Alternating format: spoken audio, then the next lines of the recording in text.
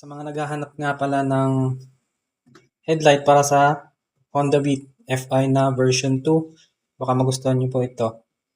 Bali, tuturo ko sa inyo kung paano yung pag-install, tsaka yung mga wirings po nito.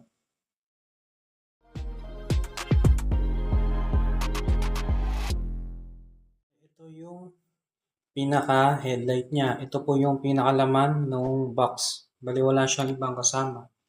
Ito po yung itsura niya. Bali, dalawang bilog nga may tig-isang LED. Ito, kung titingnan nyo, may LED isa, malaki sa loob. Yan, pati din dito isa. Tsaka dalawang signal lights. Tapos sa likod naman is may fan. Bali yung blower niya ito. Dito lang lumalabas yung init na galing doon sa ilaw. Tsaka ito sa gilid, tsaka sa ilalim. Bali ito yung ilalagyan ng screw para sa headlight natin. Tapos sa wiring naman, bali ito, tinanggal ko yung pinaka-stock. Doon galing sa ito. Tapos dito, yung dilaw, in-extend ko ng dalawa. Kasi ito yung dalawa na to yung signal light. Yan, in-extend ko po ito. Yan, bali dalawa. Kasi itatap ko siya doon sa kabila. Tap ko. Ito, dito. Bali itatap ko siya dito sa sky blue. Pwede magka-interchange po ito kasi left tsaka right. So ito. Yan. Dito nag-splice lang po ako ng konti. Tapos itatap ko lang yan dyan sa light blue. Para sa signal light. Yung isang yellow sa light blue. Yan.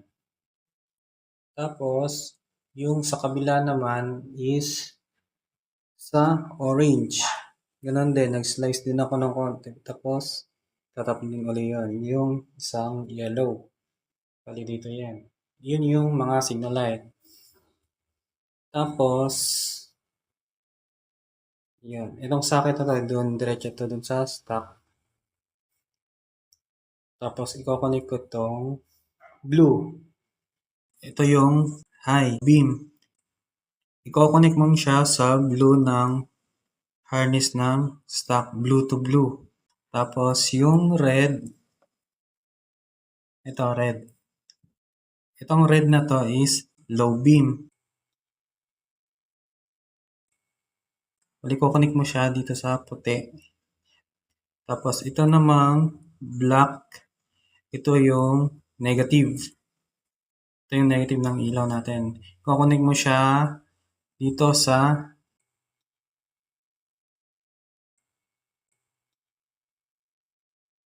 green. Yan, yung negative.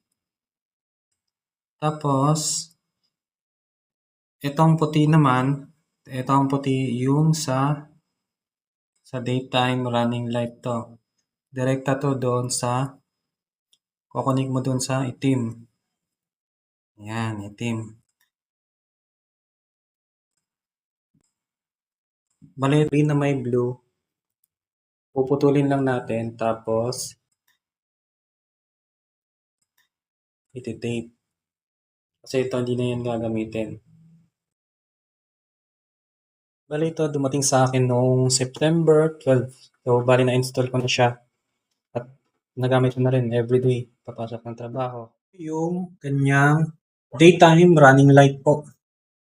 Makikita niyo po bali yung sa side niya is sa pinaka-headlight niya, itong dalawa po. Kasama na po yan. Bali ito po is dual contact po. Yung dalawa na yan is pwede din pong maging signal light po.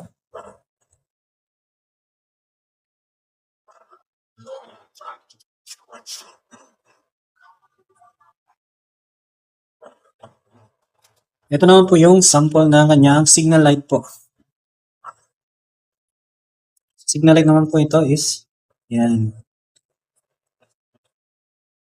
Tapos, ito po yung hazard light niya po. Ito po yung itsura niya pag naka-hazard light. Ayan po.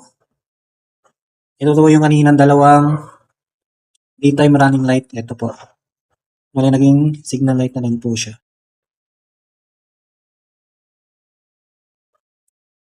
Ito naman po yung itsura niya pag naka-on yung low. Ito po, low. By the way, bago po kayo magkabit ng ganito po, make sure nyo po na naka-try switch po kayo. Kasi pag naka-try switch po kayo, pwede nyo pong i-off tong pinaka-main na headlight po. Ito po. Ito po yung off. I-off po muna. Yan po. Naka-switch off po. Tsaka wala po kayong maririnig na parang may ugong po ng fan niya sa loob. Para tipid lang din po sa battery. Kasi ito po. Yan.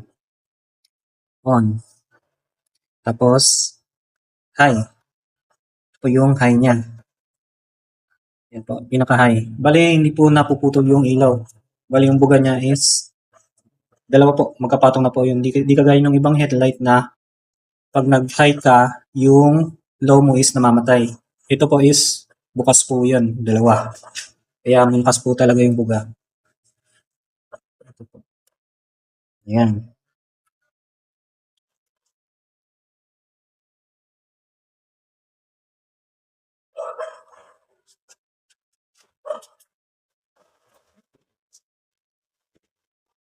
Bali tayo po is nasa indoor po. Tingnan niyo po yung panel natin. Naka-off po yan. Bali ito po yung buga niya pag ito yung buga niya ng naka-on. Bali nasa indoor po tayo. Ito po yung buga niya sa on. Bali ito po pala yung ilaw ng kanyang daytime running light. Makikita nyo naman po, maliwanag naman po siya, pero hindi ganun ka liwanag yung sa kanyang paligid. Bali yung malapit lang po sa kanya. Ito naman po yung on. Yan. Bali ito po yung pinaka-low niya. Low. Tapos ito po yung high. Yan po. Bali pumatong po yung high sa kanyang low. Bali hindi namatay yung low niya. Titingnan niyo po yung panel. Yan po. Nakauna po yung high.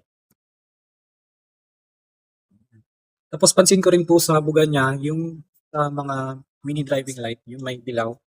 Bali ito po wala po siya. Bali kung makikita nyo naman po sa video, plain lang po yung pagka puti niya. Wala siyang madilaw-dilaw sa mga sides. Kaya maganda po yung ilaw na to. So mamaya po is testing natin to sa outside ng kalsada po. Testing natin to sa labas po.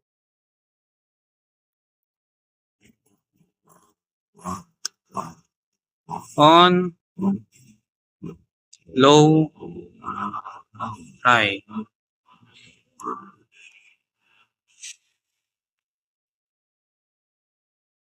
Low,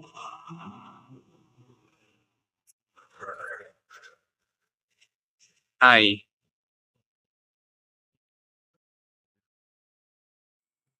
Kaya sa performance is okay naman siya. Tsaka sulit yung ilaw niya, malakas yung buga.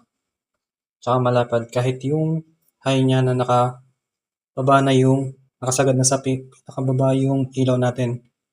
Maganda pa rin yung buga. Malawak pa rin yung sakop.